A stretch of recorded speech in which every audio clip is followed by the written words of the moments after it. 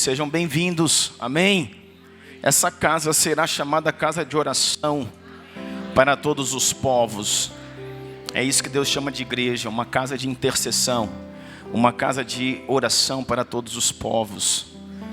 Você está na casa do Senhor, que Deus fale ao seu espírito nessa noite. Aqui, você que está nos visitando hoje, a gente não diz assim, né? Que você tenha uma noite abençoada. A gente diz assim, que Deus vire você do avesso. Que Deus possa impactar você nessa noite. Que Deus possa mexer no mais profundo da sua alma. Que você saia daqui pensando sobre essa mensagem. E pense nela pelo menos, no mínimo uma semana, né? Até o próximo domingo você esteja ruminando essa palavra. Você esteja refletindo sobre ela. Amém? Quero dizer para você que não tem um homem aqui. Não há um homem, não há uma mulher. Independente de se ser, sabe, de ser líder, pastor, músico, de ser, pastor, já sou convertido, sou evangélico há 30 anos, não tem problema. Primeira vez que eu venho numa igreja hoje, nunca fui numa igreja evangélica, não tem problema também. Deus vai pegar todo mundo, irmão. Amém? É só você se conectar com aquilo que Deus está falando. E Deus vai ficar gerando algo no seu espírito durante toda a semana. Escuta o que eu estou te falando. Deus vai ficar gerando no seu espírito. Eu quero dizer para você e te desafiar a acreditar que se você vem, irmãos, num lugar como esse e recebe uma palavra, como todas essas que temos recebido nesses dias, e não pensa nessa palavra em pelo menos uma semana, você não está entendendo e nem recebendo o que está sendo liberado aqui. Você não está entendendo e nem recebendo. Irmãos, eu comecei a ler um livro, nem terminei ainda, mas já tem algum tempo, algumas semanas, talvez mês. Mas eu fico pensando nesse livro o dia inteiro, andando e pensando, e a partir dali, Deus vai me dando mensagens, Deus vai abrindo meu espírito para alguns entendimentos. Estamos, na casa de Deus há 30 anos, ministramos a palavra há pelo menos 15, e eu quero dizer para você que todo dia eu aprendo, irmãos, com o Espírito Santo, e eu digo assim, como eu nunca vi isso antes? Como eu nunca pensei nisso antes? Por que não me ensinaram isso antes? Né? Então tem muita coisa que o Espírito Santo está nos ensinando, que os homens de Deus também estão nos ensinando pelo Espírito. E nós precisamos tomar, irmãos, receber. Nós precisamos nos tornar um com a palavra. Não é ouvir, é você receber. Sabe o que acontece? Às vezes você recebe uma palavra e a palavra, em vez de descer, ela sobe. Pensa se você comesse uma feijoada bem pesada. Em vez da feijoada descer, se ela subisse. E aí, o que você acha? O que você me fala? Em vez dela descer, para o estômago, ela subisse para a cabeça. O que acontece? O que você acha que acontece? É morte, não é?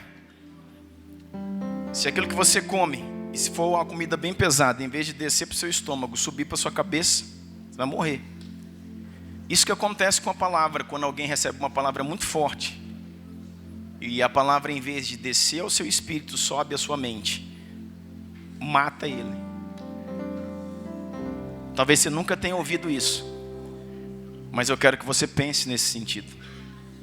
Por isso que tem muita gente, irmãos, forte no intelecto, inteligente, sabido, é o sabichão de Deus, e lê, e relê, e tal, e não sei o que, não tem problema nenhum nisso. Eu amo estudar, não estou falando contra o conhecimento, mas irmãos, o homem que caminha só no conhecimento e não tem revelação no seu espírito, e obediência nas suas ações, ele está morto. Entendeu o que eu falei? Então a palavra ela tem que alimentar sim também o nosso intelecto, nos trazer conhecimento. Mas ela tem que alimentar o nosso espírito, ela tem que descer e alimentar o nosso espírito. E ela tem que, mais do que alimentar o nosso espírito, ela tem que nos trazer a uma prática, a uma mudança, a uma entrega, a uma renúncia. Se aquilo que você ouve, irmãos, não muda você, então você não está ouvindo.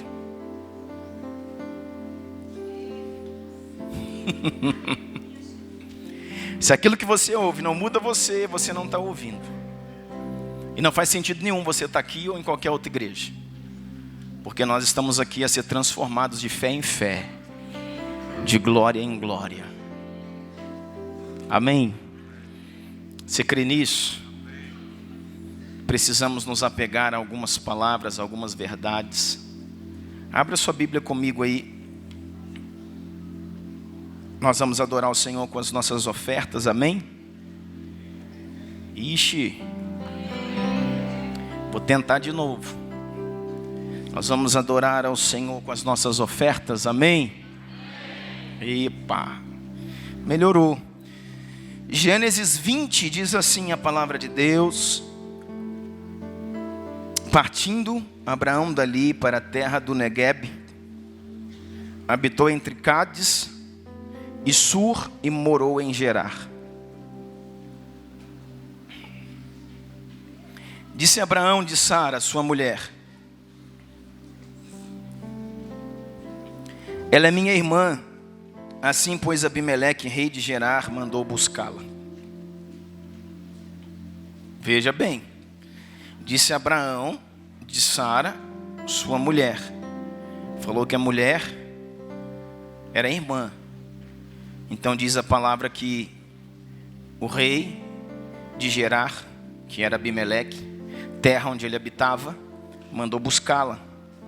Para que você acha, irmãos, que ele mandou buscá-la? É para isso mesmo que você imaginou. Verso 3 diz assim: Deus, porém, veio a Abimeleque em sonhos de noite e lhe disse: vais ser punido de morte por causa da mulher que tomaste, porque ela tem marido. Uau!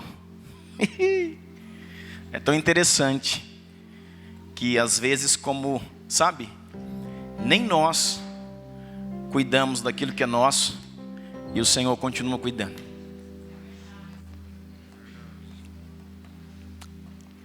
É verdade ou não é? Às vezes nem nós cuidamos daquilo que é nosso. Abraão está aqui, sabe, fazendo uma grande bobagem, e o Senhor está protegendo aquilo que é dele. Verso 3: Deus, porém, veio a Abimeleque em sonhos de noite e lhe disse: vai ser punido de morte por causa da mulher que tomaste, porque ela tem marido. Ora, Abimeleque ainda não havia possuído Sara. O que isso quer dizer? Abimeleque não havia se deitado com ela, tido relações com ela. Por isso disse: Senhor, matarás até uma nação inocente? Não foi ele mesmo que disse a minha irmã? E ela também me disse: ele é meu irmão. Com sinceridade de coração e na minha inocência foi que eu fiz isso. Irmão, que texto maravilhoso. Que texto violentíssimo. Como eu, sabe, amar é pouco. Como eu, irmãos, eu sou fascinado pela Escritura. Esse texto aqui, irmãos, é um texto que dá para você falar dele, tirar revelações, entendimentos, sabe, para uma semana. Em cada versículo existe uma riqueza de revelação tão fantástica. Mas eu quero bem rápido, sabe, me ater a alguns pontos. Ele está dizendo: como que o Senhor vai me matar? Como que o Senhor vai, sabe, estabelecer juízo sobre nós? Porque nós somos inocentes. Ele, o Abraão, falou que Sara era irmã dele, mentiu. Ela falou para mim que Abraão era irmão dela, mentiu. E a gente que tem culpa. O que eu tomo daqui, irmãos? O Senhor não age por intenções. O Senhor age por decretos. E se você não conseguir entender isso, sua vida cristã, ela será reduzida à metade do seu potencial. O Senhor não age por intenções. O Senhor age por decretos. Por isso que tudo aquilo que você está fazendo, com boa intenção, mas quebrando princípios, é morte. Ah, mas eu não sabia. Deveria saber. Ah, mas eu pensava. Pensei errado. Ah, mas eu achava. Achei errado. E estou colhendo consequências.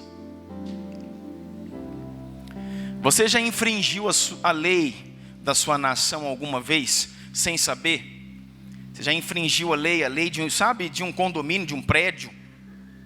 Você fez alguma coisa lá na maior boa intenção, poxa, achei que eu estava fazendo uma coisa muito boa aqui para os vizinhos, uma coisa muito boa aqui para os meus amigos, achei que eu ia arrebentar aqui com meu filho e os amiguinhos dele, fiz algo aqui para alegrar minha família e deu problema. Porque a lei do condomínio não permitia, então fui multado. Mas aí eu vou lá e reclamo para o síndico, mas eu não sabia. Ele falar, problema seu. Existe um estatuto, existe a lei, você não leu. E agora você está sendo penalizado por uma coisa que você não sabia, mas era um princípio, era um estatuto, era uma lei. Irmãos, no reino não é diferente.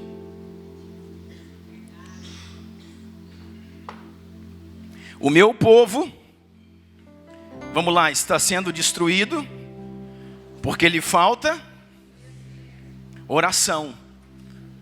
Amém? Não. O meu povo está sendo destruído porque lhe falta jejum. Não. O meu povo está sendo destruído porque lhe falta conhecimento. Não conhece? Padece. Nunca falei isso, anote. Não conhece, padece. Conhece, não cumpre, padece dobrado. E, irmãos, felizmente, por proteção do céu, é assim. Então, irmãos, não é intenções. Você já viu um ditado popular? Isso não está na Bíblia não, mas diz assim: de boas intenções. Aonde que está cheio? O céu? O inferno está cheio. E é exatamente isso. Porque, irmãos, por que eu estou falando isso para você? Porque a gente, irmãos, tenta encobrir os nossos erros, nossas quebras de princípios, nossas quebras da lei, por uma boa intenção. Mas eu pensei, mas eu achei, mas Deus sabe como é que é o meu coração. Irmão, conversa. Isso não funciona. E por isso que você vê, se você analisar bem a sua vida, se eu analisar a minha, nós vamos ver que, sabe, irmãos, de desculpa em desculpa, nós caminhamos de enrosco em enrosco. E parece que nunca as coisas, sabe, abrem de uma vez. Que nunca o céu se abre de uma vez, que nunca o mar vermelho se abre para eu passar. Parece que é um negócio depois da outra, um enrosco depois do outro, uma complicação depois da outra. Sabe, irmãos, porque caminhamos debaixo de quebras de princípios sequenciais. E por isso caminhamos em juízo estabelecido sequencial. Em alguns momentos da nossa vida, Deus nos dá algumas chances de recomeçar. Vou reformular essa frase. Em muitos momentos da nossa vida, Deus nos dá uma chance de recomeçar. Agora, com o entendimento correto. Agora, no lugar correto. Agora, organizando minha família, minha vida, meus recursos. Agora eu estou num lugar que eu não estava antes. Eu tenho um entendimento que eu não tinha antes. E posso fazer o que nunca fiz antes. Porém, a Bíblia diz: eis que coloco diante de vós a bênção eita, vocês sabem, hein, irmãos? Vocês estão sabidos, hein? Pastor, Deus não põe só bênção na nossa vida? Deus não escolhe por você, querido. Aí está o problema da falsa graça, que nós estamos trabalhando e desmistificando isso. A falsa graça. Existe graça, que é o Cristo, que é o favor de Deus, imerecido, e existe a falsa graça.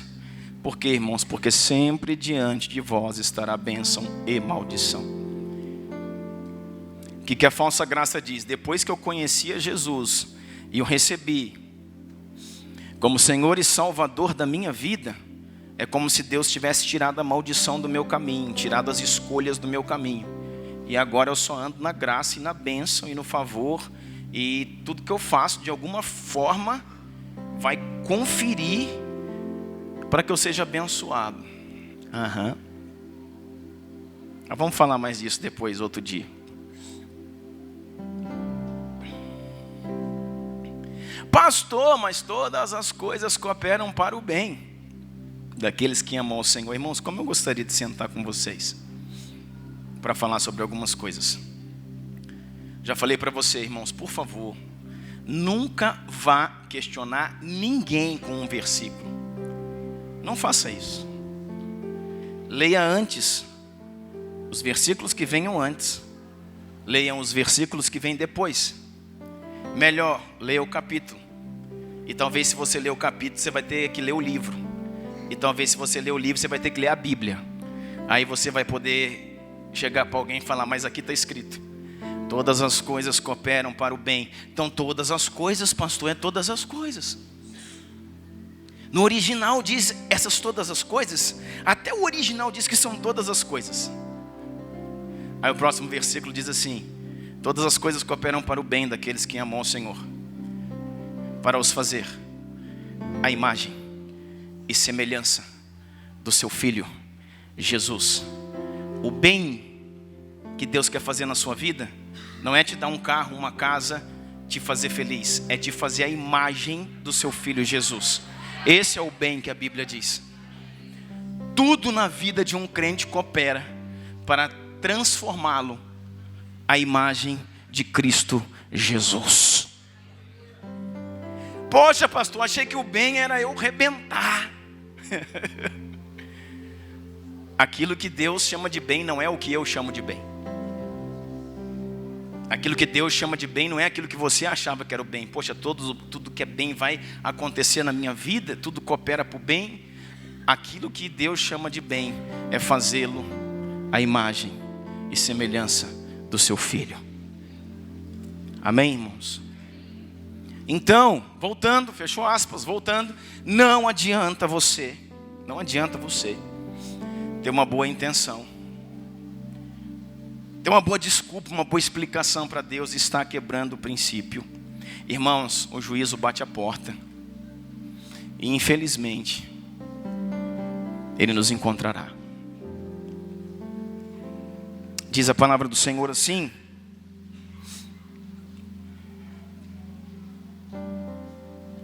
verso 6: respondeu-lhe Deus em sonho: bem sei que com sinceridade de coração fizeste isso. Daí o ter impedido eu de pecares contra mim e não te permiti que eu tocasse. Olha como é que Deus é bom, irmão. Olha como Deus é bom.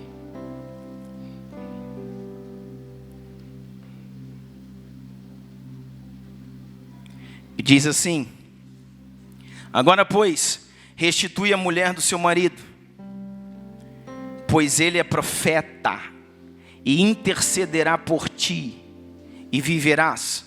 Se porém não lhe restituir, sabe que certamente morrerás tu e tudo que é teu.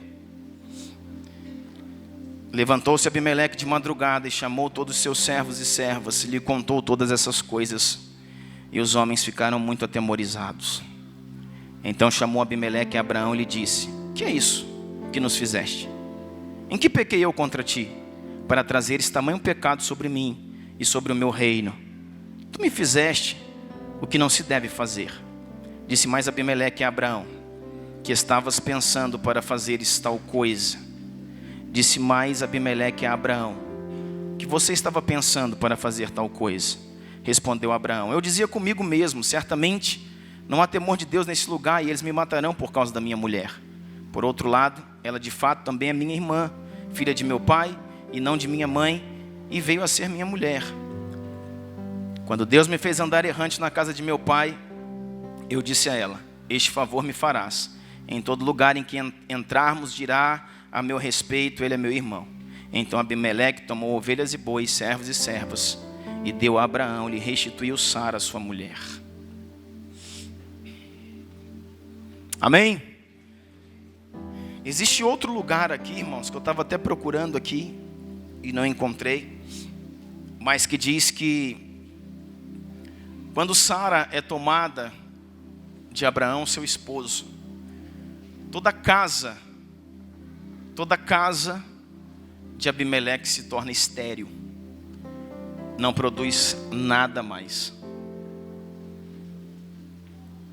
A mão de Deus veio e estabeleceu sobre a casa daquele que continha a mulher de Abraão um juízo de esterilidade. No reino, tudo se tornou estéril. Até os animais, as mulheres do reino, tudo se tornou estéril. Até que Sara voltasse a Abraão. Sabe o que isso quer dizer? Mais um princípio. Diga assim comigo: toda posse injusta gerará esterilidade na minha vida. Uau! 18 daqui mesmo, continuando, amém. 17 diz assim, vamos no 17. E orando Abraão, sarou Deus Abimeleque, a sua mulher e suas servas, de sorte que elas pudessem ter filhos. E orando Abraão, sarou Deus Abimeleque, sua mulher e suas servas, de sorte que elas pudessem ter filhos, porque o Senhor havia tornado estéreis todas as mulheres da casa de Abimeleque, por causa de Sara, mulher de Abraão. Então, já havia um juízo, presta atenção comigo, para a gente encerrar isso aqui. Já havia um juízo sobre o rei, sobre o Abimeleque. Por quê? Porque todas as mulheres haviam se tornado estéril. E o Senhor ainda vem e diz assim, não toque nessa mulher e devolva ela ao seu marido. Porque se não devolver, aí o juízo é algo pior. Mas já havia um juízo. E diz, irmãos, presta bem atenção.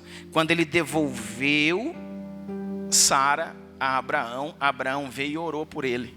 Eu te perdoo, te libero, declaro bonança sobre a tua vida. E tudo voltou ao normal. E Abraão saiu com Sara e foi embora daquele lugar. Irmãos, toda posse injusta vai gerar esterilidade na sua vida. Isso é verdade. Não tem B e não tem C. Não tem cara feia, não tem não gostei, não tem não volto mais naquela igreja. Você pode não voltar mais nessa igreja, mas nunca mais você vai esquecer isso. E quando você tiver uma posse injusta na sua vida, você tiver de posse algo que não é seu, a esterilidade virá sobre a sua vida. Lembra que eu te falei que hoje Deus nos dá chances para recomeçar. E às vezes hoje eu tenho um lugar que eu não tinha antes, eu tenho um entendimento que eu não tinha antes, eu tenho a oportunidade que eu não tinha antes e tenho a escolha que eu tinha antes. Só que muitas vezes eu escolho como eu escolhi antes. Irmãos, e evangelho não é poesia. Vida cristã não é poesia. Nós iremos além. O Mevan, essa instituição, essa porção do reino irá além, por falar a verdade nua e crua da forma como ela é. Um dia, quando eu comecei a pregar umas coisas mais light assim, Deus falou assim para mim: por que você está pregando o que eu não prego? Por que você está interpretando uma Bíblia de forma que não é a verdade que está nela? E você pode ir para onde você quiser, nunca mais você vai esquecer isso. Talvez você veja aqui hoje só para ouvir isso. Toda posse injusta vai gerar esterilidade na minha vida. Toda posse injusta, tudo que eu tenho na minha mão e que não é meu, e eu sei que não me pertence, desculpa, estou fazendo, estou administrando, estou arrumando, esperando o dia, esperando o jeito, vendo como é que é, se não é seu, abre mão, devolve a quem é de direito, abra mão. Mas aí não tem mais aí nem menos aí. Vai ser difícil, vai ser problemático, não tem problema, os céus se abrirão sobre você. Irmãos, não há nada melhor que acordar um dia depois do outro, colocar os pés no chão, abrir a janela, olhar para o céu e ver o sorriso de Yeshua, e ver a sua feição dizendo: tu és o meu filho amado, em ti eu tenho prazer, avance, o mundo é seu, filhão. Aleluia.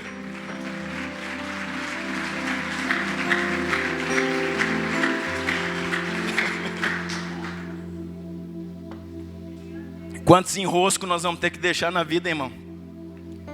Quantos sabe quantas coisas que estão de nossa posse que não é nosso? Quantas posses que não são nossas? E nós vamos ter que abrir mão. Às vezes estamos com o bem de alguém, com bens, recursos, bens. Não é só bens não. Às vezes você retém, sabe o que, irmãos? Um título, uma posição que não é sua. Você sabe que você está aí porque você passou por cima de alguém, e esse não é o seu lugar. E agora? Devolve. Você sabe que esse lugar não é seu por direito, e por isso está dando tudo errado.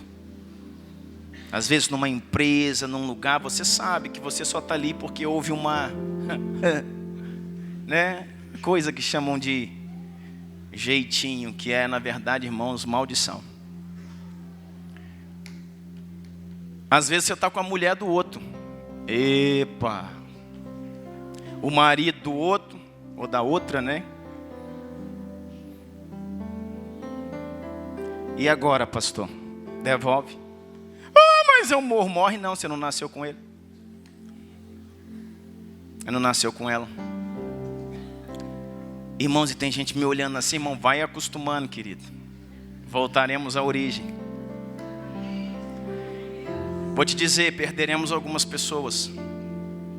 Alguns estão aqui e vão dizer: não quero mais essa igreja, não, está muito pesado. Você está só no começo.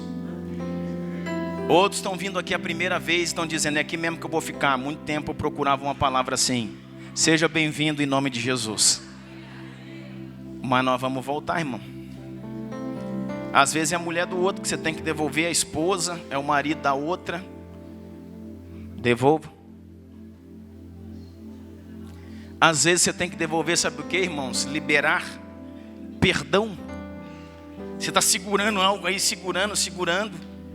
E às vezes o perdão, irmãos, sabe, não é do outro, o perdão é do Senhor. É um mandamento.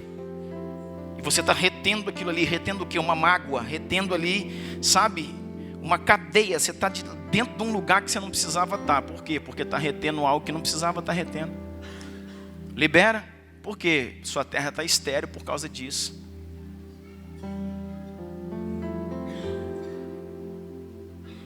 E o tal do Abimeleque, o coitado do Abimeleque, rei de Gerar, foi lá e pegou Sara para ele, nem sabia o que estava fazendo, e o Senhor tocou nele. E o que Deus vai fazer com a gente, irmão? Que sabe o que está fazendo. Não, pastor, mas a graça. A graça. Abimeleque, devolva a esposa de Abraão, porque ele é profeta. Tocaste na esposa de um profeta. Uau! Toda a tua terra está estéril por causa disso. E as coisas podem piorar. Portanto, entregue a esposa de Abraão. Peça para que ele ore por ti. Quando ele orar por ti, revoga o juízo que está sobre o teu reino. E assim ele fez. Pastor, mas aí ficou difícil. Ninguém falou que ia ser fácil, irmão. Nós não estamos aqui buscando algo fácil. Nós estamos aqui buscando, irmãos, a vida eterna. E vou dizer, a vida eterna custa caro. É outra questão. Ah, é de graça, é de graça. Irmão, se fosse só eu levantar, vir aqui numa noite, depois fizesse o que quisesse da vida e estava tudo certo.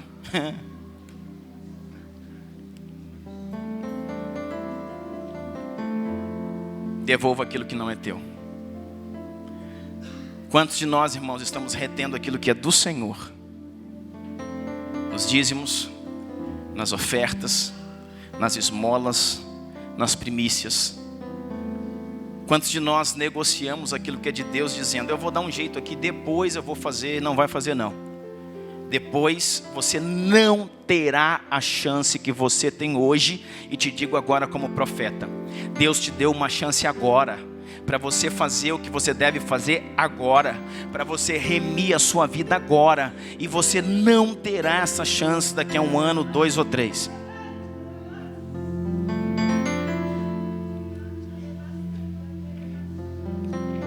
E por isso, irmãos, nossa vida é estéril. Tudo que começa não vai para frente, tudo que começa não termina, tudo que parece que vai ser bênção, sabe, rebentei de ganhar dinheiro mês passado, pastor, agora caí dentro de um buraco de novo. Quantas vezes eu ouço isso? Pastor, ano passado achei que ia ficar rico, tudo bom, até viajamos, fizemos isso, fizemos aquilo, fizemos tantas coisas que há tantos anos não fazíamos. Pensa nisso, irmão.